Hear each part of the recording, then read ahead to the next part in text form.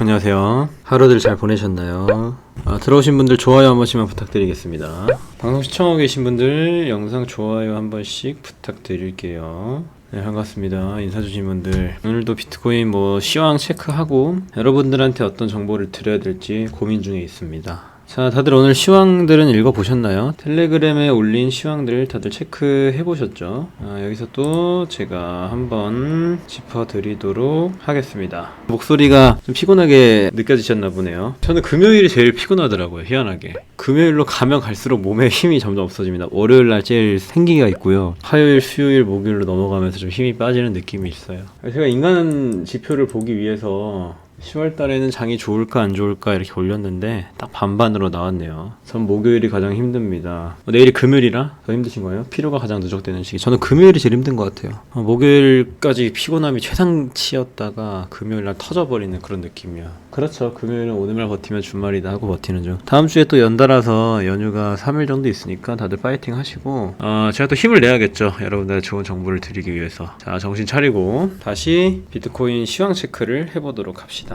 일단은 현재 비트코인 시황 간단하게 정리를 해드렸어요. 비트코인이 왜 올랐다? 증시 따라 올랐다고 보시면 되는데 영국 중앙은행인 BOE 뱅크 오브 잉글랜드에서 개입을 했습니다. 대규모 국채 매입을 한다고 증시가 반등세를 쭈루룩 나타내줬어요. 근데 이 국채 매입을 한다는 것 자체가 금융시장을 안정화시키기 위한 거기 때문에 국채 금리가 확 빠졌습니다. 그 다음 시장이 좀 안정세에 진입을 했고요. 영국 국채가 거의 10년인가 20년 만에 이 하락폭이 제일 컸다고 하더라고요. 엄청나게 떨어졌다고 하더라고요. 국채 그 수익률을 보니까. 미국 국채 또한 함께 떨어지고 달러도 약세를 보이면서 파운드와는 반등을 했어요. 그러니까 증시에 자금이 들어오기가 딱 좋은 상황이 형성이 됐다는 거죠. 아무튼 그래서 비트코인이 증시의 상승세에 잇따라서 함께 올라갔다. 지금 캔들 조합도 나쁘지가 않다. 자, 그리고 원래 그 양적 긴축을 QT라고 하죠. 이 QT를 다음 주부터 하기로 했었는데 한 달 정도 미뤘습니다. 한 달 정도 미루고 국채 매입은 10월 중순까지 할 예정이다. 그때까지는 파운드화가 상대적으로 또 강세를 보여줄 수 있기 때문에 당분간은 분위기가 좀 좋을 수 있겠다. 이 정도로 생각을 하시면 됩니다. 그리고 역대 10월은 다 그게 좋긴 했어요. 역대 10월은 시장 분위기가 좀 훈풍이기는 했습니다. 자, 그리고 이 미그놀레님 제가 굉장히 좋아하는 온체인 데이터 분석하시는 분인데 이분이 분석하신 내용을 한번 읽어보도록 합시다. 자, 어제 비트코인 1일 거래량이 6월 3만 달러 하락 충격 이후 가장 높은 거래량이 나타났다. 그 큰 원인이 뭐냐 생각을 해봤는데 바이낸스 현물 거래량의 증가이며 7월 8일 그 수수료 무료 전환 이후 지속적으로 거래량이 증가했다. 이게 뭔 소리냐 이렇게 얘기를 하실 수 있는데, 자, 이때부터요. 이때 수수료 무료로 이제 바이낸스에서 바꾸겠다고 얘기를 했는데 그 이후로 거래량이 계속 상승을 했다는 거예요. 바이낸스 거래소에서. 근데 거래량이 바닥권에서 점점점 증가한다는 건 제가 늘 말씀드리지만 한 번 더 하락이 나오더라도 정말 좋은 신호다. 이렇게 말씀을 드릴 수 있습니다.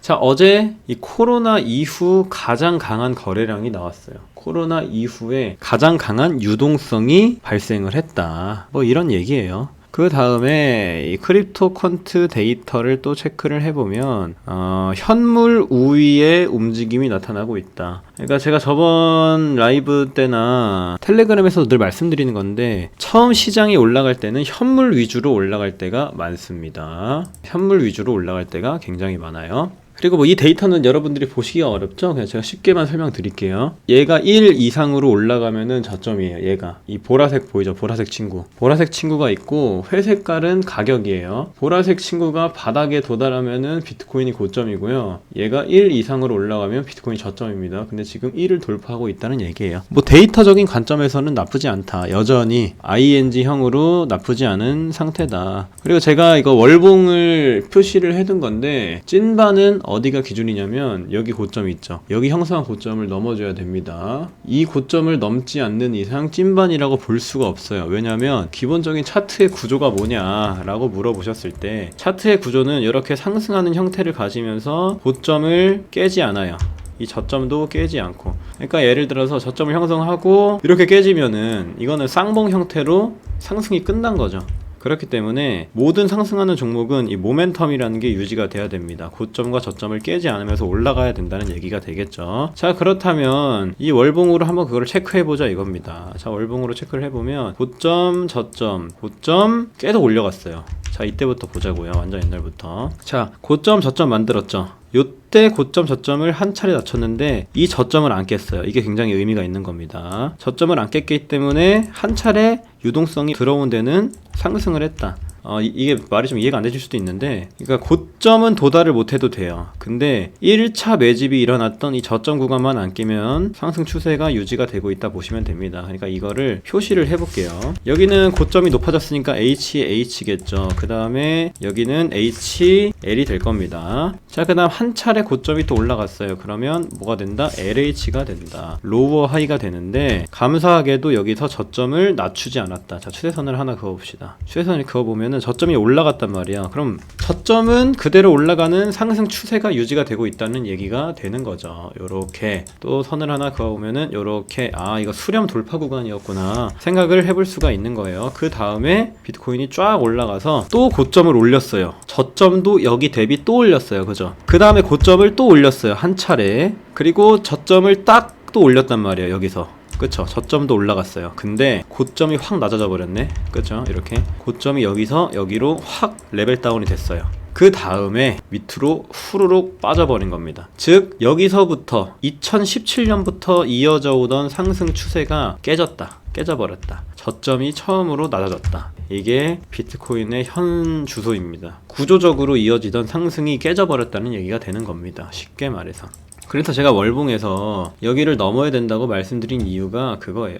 여기 아니면은 여기라도 넘어서 줘야 이렇게 추세가 바뀔 수가 있다는 얘기가 되는 겁니다. 카운팅을 해볼까요? 그러니까 저점이 높아졌죠. 계속 높아지다가 고점 갱신을 원래는 이렇게 해줬어야 되는 거예요. 한 번 더 쳐줬어야 상승 구조가 유지가 되는 건데 고점이 너무 낮게 형성이 됐다는 겁니다. 이렇게 뾰족하게 살짝 툭 나오고 떨어졌다는 얘기가 되는 건데, 그렇다면 여기까지는 일단 높은 저점이 유지되는 추세였기 때문에 한 차례 이렇게 저점을 바꿔줄 필요가 있어요. 여러분들이 이렇게 차트 분석을 안 해보셨기 때문에 이해를 좀 못하실 수도 있지만, 자, 여기는 저점이 낮아졌으니까 LL이 되는 겁니다. 근데 이렇게 쑥 올라가게 되면 이 저점, 그러니까 기존에 형성했던 높은 저점 이상으로 올라가주면 추세는 새롭게 바뀔 수 있다는 얘기가 되는 건데, 이거를 어떻게 설명을 드려야 될까? 자, 텔레그램에 들어가 봅시다. 텔레그램에서 제가 이거 짚어드렸던 그대로예요. 자, HL 이었다가 고점이 낮아지고 여기서 밑으로 쭉 내려버렸기 때문에 저점이 낮아진 거예요. 그죠? 여기서 이 저점에서 이 저점으로 낮아졌습니다. 비트코인은 이때부터 항상 저점을 올려갔어요. 처음으로 저점이 낮아졌다는 얘기가 되는 겁니다. 즉, 이 옛날부터 유지해오던 상승의 구조가 깨져버렸다는 얘기가 되는 거죠. 그래서 얘 추세가 바뀌려면 이 부근은 넘어줘야 된다. 적어도 여기는 확 뚫고 올라가고 지지를 받아줘야 된다 라는 얘기입니다. 이해되셨죠? 2017, 2018년 고점 부근에서 거래량이 증가하며 횡보하고 있는데 이것도 좋은 시그널인가요? 네, 제가 처음에 말씀드렸던 내용이죠. 좋은 시그널입니다. 나쁘지 않아요. 일단은 이제 시황도 체크를 한번 해보도록 할게요. 그리고 들어오신 분들 좋아요 한 번씩만 부탁드리도록 하겠습니다. 제가 말씀드렸듯이 경제적 결정을 내릴 때 범하는 가장 큰 실수는 남의 의견을 사실로 받아들이는 것이다, 이렇게 말씀을 드렸어요. 제 의견은 100% 사실이 아니고 그냥 저라는 사람의 개인적인 사견이기 때문에 절대 정답으로 이해하시지 않기를 바라도록 하겠습니다. 자, 이제 증시 요약한 거 한번 읽어드리도록 할게요. 제가 오전에는 요약해드린 내용인데 이거를 조금 더 상세하게 풀어보겠다는 얘기입니다. 일단은 BOE, 뱅크 오브 잉글랜드에서 시장 개입을 갑작스럽게 했다. 왜냐면 파운드가 너무나도 평가절하된 상태이기 때문에 이 파운드를 살리기 위해서 대규모 국채 매입을 진행했습니다. 시장 안정화를 위한 일환이라고 볼 수가 있다. 다행히도 이 같은 소식에 영국 국채 금리 큰 폭으로 하락, 그리고 미 국채 금리도 큰 폭으로 하락, 그리고 파운드 강세가 이어짐에 따라 달러는 약세. 원래 GDP가 높은 나라에 통화가 강세이면 강세일수록 당연히 달러는 약세로 돌아서게 돼 있습니다. 이 부분 간단하게 체크를 해주시면 되고요. 아무튼 달러화가 약세로 돌아서줬고, 달러 인덱스 또한 하향 추세로 살짝 돌아섰다가 반등을 해주고 있는 상태이다. 일단은 달러 인덱스가 구조적으로도 깨지는지도 여러분들이 보시면 좋을 것 같아요. 자, 달러 인덱스가 뭐냐면요, 주요 6개국 통화에 대한 달러 가치를 반영하는 뭐 그런 지표라고 보시면 됩니다. 이 달러 인덱스가 강하면 강할수록 주요 6개국 통화보다 힘이 세다는 얘기가 되는 거고요. 달러 인덱스가 약하면 약할수록 주요 6개국 통화보다 달러가 약세인 형국이다, 이렇게 보시면 되는 거죠. 현재 달러 인덱스는 역사적인 비트코인 고점들과 비교를 해봤을 때 항상 디커플링 상태에 놓여져 있었다. 그게 어떤 얘기인지 제가 보여드리도록 하겠습니다. 자, 요렇게 비교를 하시면 돼요. 달러 인덱스가 이 캔들이고요, 주황색이 비트코인입니다. 잘 보시면 달러 인덱스가 바닥일 때 비트코인은 이렇게 고점을 형성하고요, 달러가 약하면 약할수록 사람들은 위험 자산에 돈을 많이 넣는다는 얘기가 되는 거죠. 자, 이때도 마찬가지입니다. 2018년도 보시면 달러 인덱스가 바닥일 때 비트코인은 고점이었습니다. 자, 지금은 달러 인덱스가 이렇게 높은 추세를 유지하고 있으니까 비트코인은 반대로 빠지는 겁니다. 이해되셨죠? 뭐 나스닥과 비교해 볼까요? 기간이 좀 긴 나스닥 지표랑 비교를 해보도록 하겠습니다. 이렇게 체크를 해보도록 할게요. 야, 나스닥은 이거 엄청나게 장난 아니게 오르긴 했네요. 얘는 인덱스랑 상관없이 오르기는 했네요. 하긴 미국은 계속 경제가 발달했던 나라이기도 하니까 G1 국가이기도 하고, 아무튼 이번에도 나스닥이 떨어짐과 동시에 달러 인덱스는 또 디커플링 현상을 보여주고 있는 뭐 그런 시즌이기는 합니다. 여기에 세로선 하나만 이렇게 그어보도록 하겠습니다. 여기를 기점으로, 코로나 이후를 기점으로 나스닥이 쭉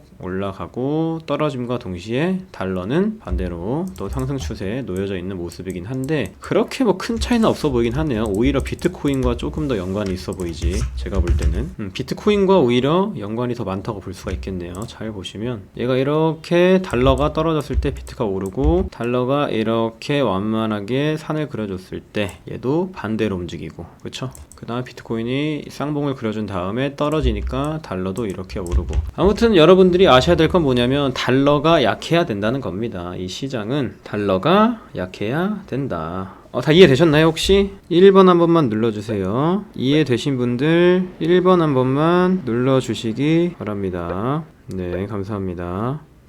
한길님 혹시 한국 주식도 하시나요? 아니, 한국 주식은 안 합니다. 주식은 안 하고요, 비트만 합니다. 비트만. 자, 무튼 간에 뭐 그런 상황으로 보시면 되겠다. 일단 주봉으로 봤을 때는 사실 단기적인 반등이 나올 위치는 맞아요. 제가 아까 말씀을 드렸던 부분이 뭐냐면 저점이 이렇게 올라가야 된다고 말씀을 드렸는데 저점이 한 차례 낮아졌다고 얘기를 드렸죠. 근데 프레임을 작게 만들어 보면은 주봉에서는 저점이 올라갔어요. 주봉에서는 이렇게 올라갔죠. 이렇게 한 차례 주봉에서는 저점이 올라가 줬기 때문에 LL에서 HL이 된 겁니다. 반등을 위한 구조는 얘가 만들어주고 있다는 얘기가 되는 거기 때문에 지금 비트한테 중요한 건 뭐냐면 첫 번째로 형성한 저점을 잃으면 안 됩니다. 여기를. 그래야 이 구조가 유지가 돼요. 따라서 비트한테 제일 중요한 구간은 어디냐면 17568이 되는 겁니다. 여기를 잃지 않으면 되는 거예요. 저점을 한 차례 높인 상태에서는 충분히 우리가 기대하는 반등을 예상을 해볼 수가 있기 때문에 이 부분을 잃지 않기를 바라면서 여러분들이 트레이딩을 좀 해보시면 될 것 같고요. 일봉으로 체크를 해보도록 또 하겠습니다. 17568 기억하시고, 일봉으로도 뭐 어찌저찌 계속 지켜주려고 노력은 하고 있는데 사실 반등세가 뭐 그렇게 강할 거라는 생각은 안 하고 있긴 합니다. 제가 늘 시황에서 말씀드렸듯이 비트코인은 월봉에서의 구조가 깨져버렸기 때문에 반등 나오더라도 한 21,000에서 22,000 정도 저는 생각을 하고 있긴 합니다. 제가 목표값 한번 또 정해드렸었죠.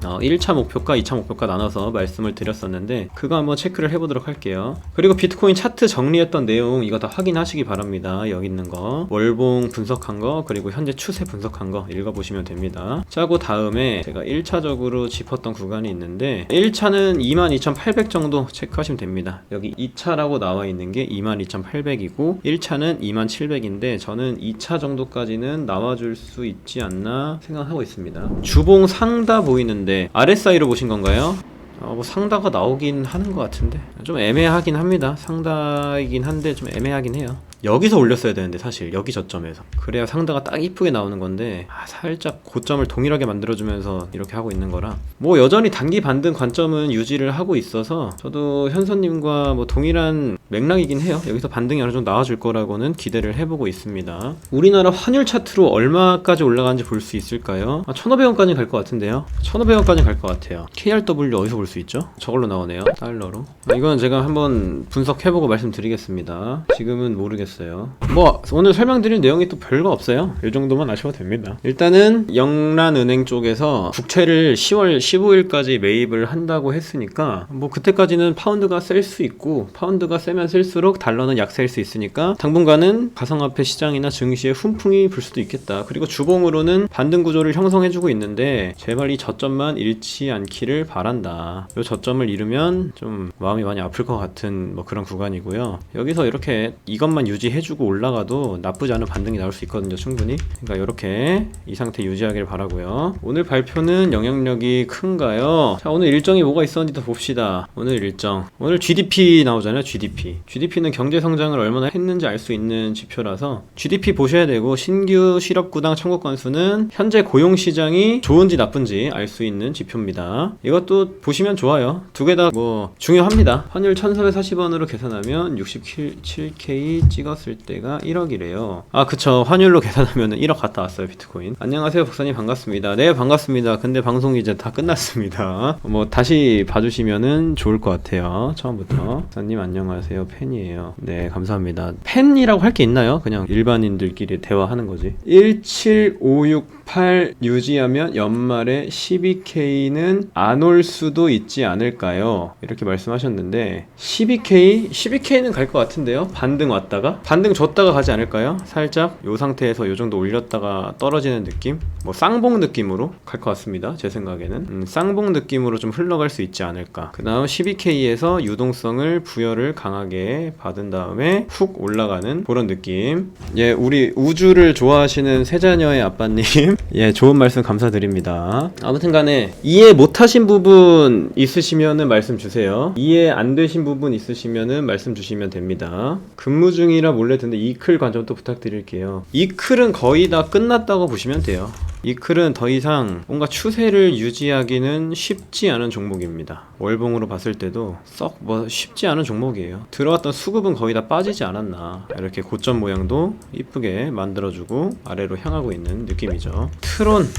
트론이 차트가 좀 이상하긴 하더라고요. 자, 일단은 제가 늘 말씀드리는 건데 코인게코에서 보셔야 됩니다. 코인게코에서. 리플이요? 리플은 거기서 반등 나와가지고 진입가격 수정하기는 좀 애매하죠. 트론 거래대금이 가장 많은 거래소가 디코인 거래소인데 디코인 차트를 볼 수가 있나? 거래대금이 가장 많은 데서 보는 게 좋기는 하거든요. 뭐 일단은 바이낸스에서 봅시다. 바이낸스가 8%니까 코인스토어 여기 나온지 모르겠고 바이낸스에서 보도록 합시다. 사실 제대로 분석하려면 시간이 꽤 걸리거든요. 이게 조금 간단하게 말씀드리는 거니까 양해를 부탁드릴게요. 트론은 반등 한번 나올 수 있을 것 같아요. 추세가 막 바뀌는 느낌보다는 반등 정도 나올 수 있는 차트라고 보입니다. 매물대도 한번 보도록 할게요. 단기 반등 정도 기대하시면 될 것 같습니다. 트론은 칠리즈 체크를 한번 해보도록 할게요. 자, 칠리즈 마무리하고 저는 이제 가겠습니다. 마무리로 칠리즈 한번 볼게요. 칠리즈도 USDT로 보겠습니다. 차트가 조금 긴 데서 보는 게 좋으니까. 자, 칠리즈 한번 보도록 할게요. 일단 매집 구간이 상당히 아래에 존재하네요. 매집을 했었고, 칠리즈는 지금 저항 나올 구간에서 딱 저항이 나오고 있는 상태인데 일봉으로 체크할게요.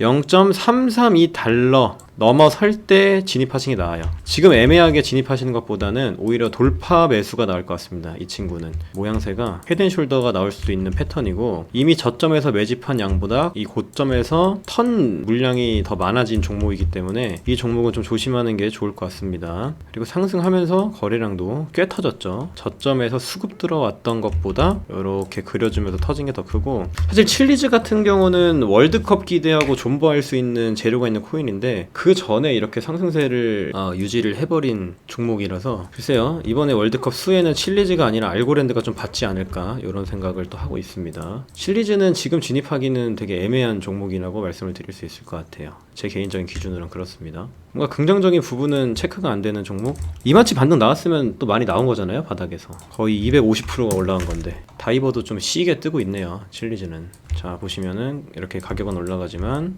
RSI 내려가는 하락 다이버도 심하게 나와주고 있고, 여기 돌파해야 제대로 시세 분출을 해줄 수 있을 것 같습니다. 칠리즈는 요 부분 원화로는 얼마인지 모르겠어서 요 부분 얼마인지 체크를 잘 해보세요.